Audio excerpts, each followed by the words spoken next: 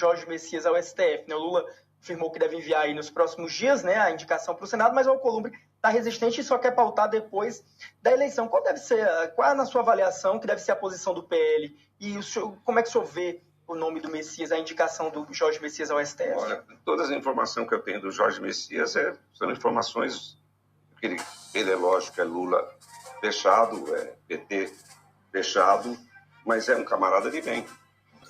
Mas foi a história, homem. Ele é lógico, é Lula fechado, é PT fechado, mas é um camarada de bem. Quando eu vi que o Lula ia indicar o Zanin, por exemplo, eu achei bom. Mas foi a história, homem.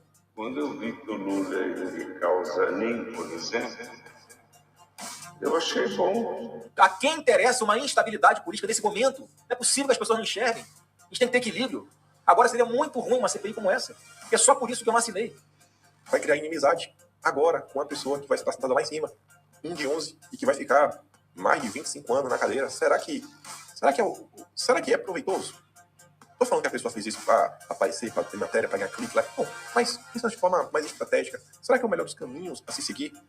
Ele é lógico, é Lula fechado, é PT fechado, mas é um camarada de bem. Quando eu vi que o Lula ia indicar o Zanin, por exemplo, eu achei bom.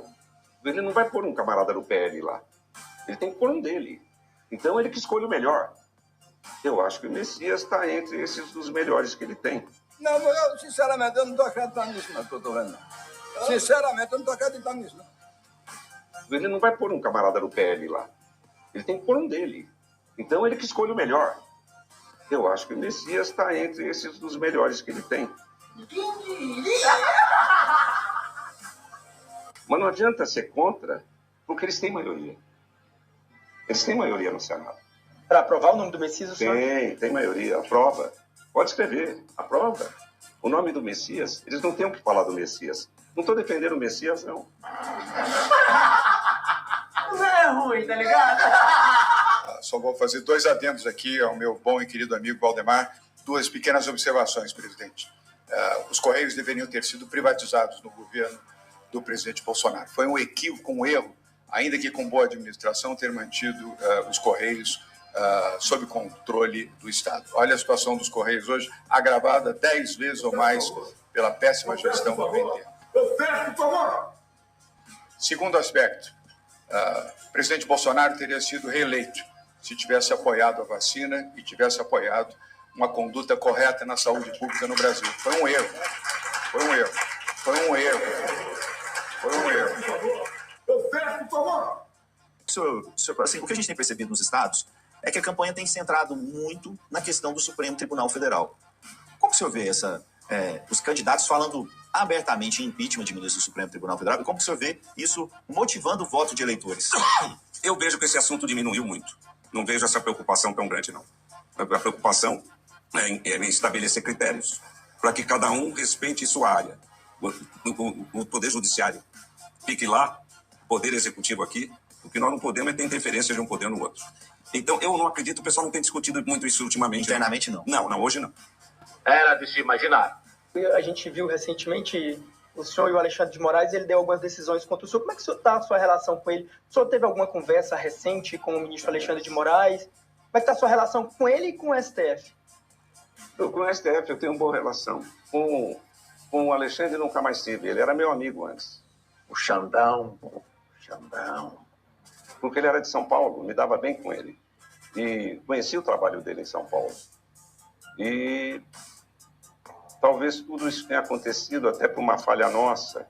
Como é que é? Uma falha nossa no governo Bolsonaro. Ele chega lá e pede para o Bolsonaro a fita de uma reunião de ministros do Bolsonaro. A fita está aqui, mas eu não vou entregar, porque é uma reunião de ministro. Não tinha nada a ver com golpe, essas coisas. Era outra época. Então, o Bolsonaro gritava, chiava tudo e entregava a fita.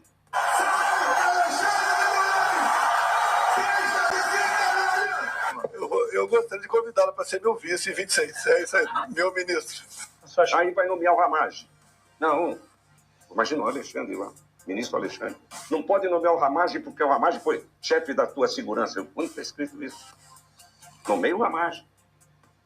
O Bolsonaro deu força ao Alexandre crescer.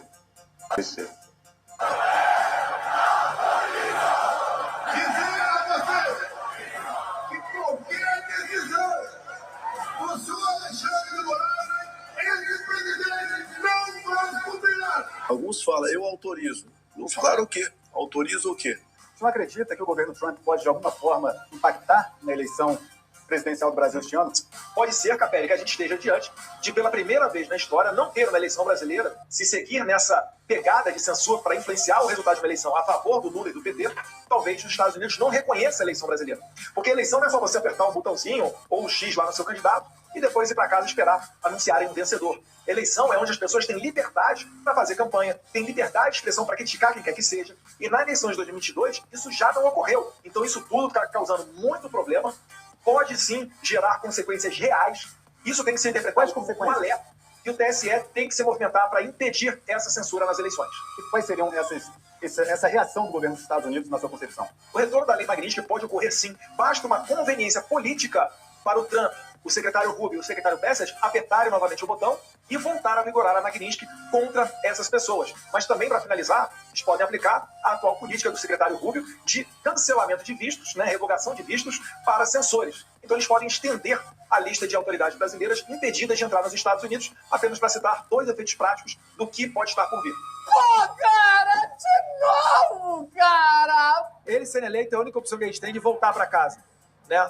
Eu falo o seguinte, enquanto muita gente está preocupado em poder dentro do PL, a eleição no seu estado e etc., quando eu olho um cara criticando de maneira construtiva, com muitas aspas, o Flávio, eu olho e penso o seguinte, cara, esse filho da puta vai obrigar o meu filho a falar inglês como língua original e não vai permitir que o neto encontre o vô antes dele falecer. Então, para mim, não é só uma eleição, não, Alan.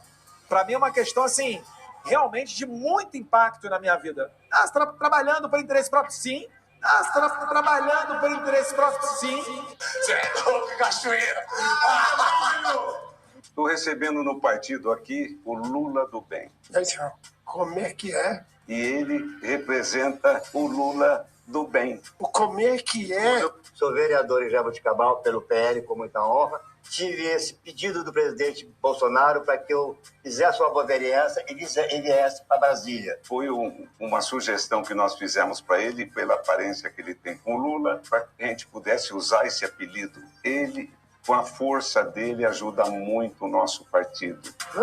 E nós precisamos de gente como ele aqui em Brasília para trabalhar para o povo.